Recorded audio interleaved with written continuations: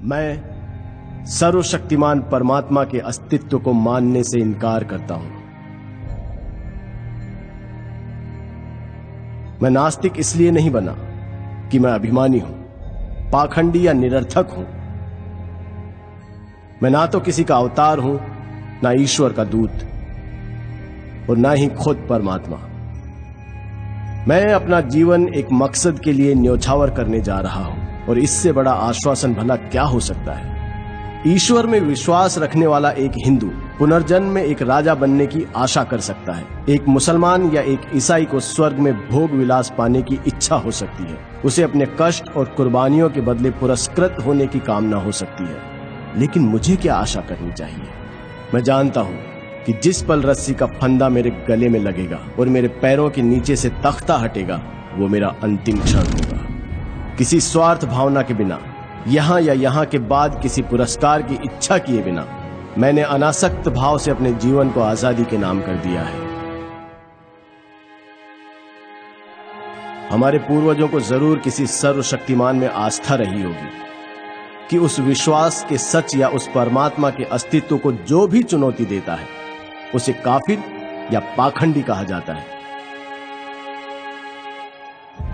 चाहे उस व्यक्ति के तर्क इतने मजबूत क्यों ना हो कि उन्हें झुठलाना नामुमकिन हो, या उसकी आत्मा इतनी सशक्त क्यों ना हो कि उसे ईश्वर के प्रकोप का डर दिखाकर भी झुकाया नहीं जा सकता, और इसलिए ऐसे व्यक्ति को अभिमानी कहकर उसकी निंदा की जाती है।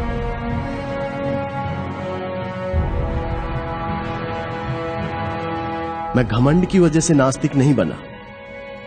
ईश्वर पर मेरे अविश्वास ने आज सभी परिस्थितियों को मेरे प्रतिकूल बना दिया है, और ये स्थिति और भी ज्यादा बिगड़ सकती है। जरा सा अध्यात्म इस स्थिति को काव्यात्मक मोड़ दे सकता है, लेकिन अपने अंत से मिलने के लिए मैं कोई तर्क नहीं देना चाहता। मैं यथार्थवादी व्यक्ति हूं।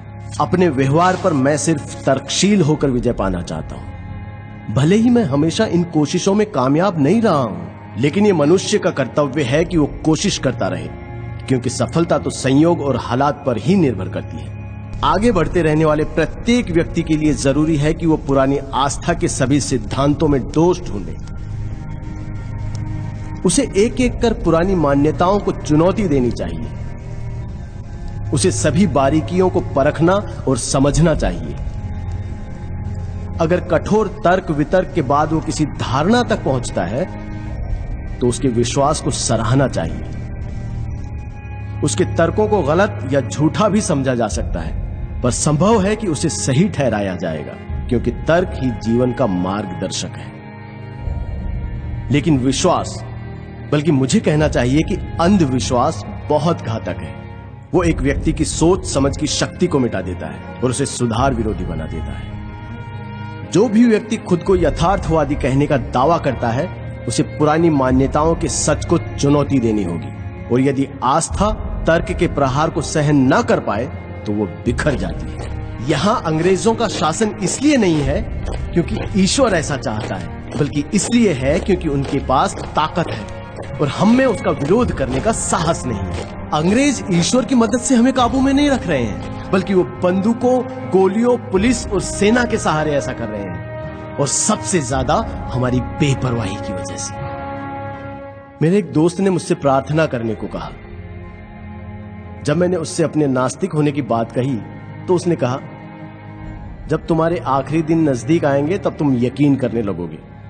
मैंने कहा, नहीं मेरे प्यारे मित्र, ऐसा कभी नहीं होगा। मैं इसे अपने लिए अपमानजनक और नैतिक पतन की वजह समझता हूं। ऐसी स्वार्थी वजहों से मैं कभी प्रार्थना नहीं करूंगा।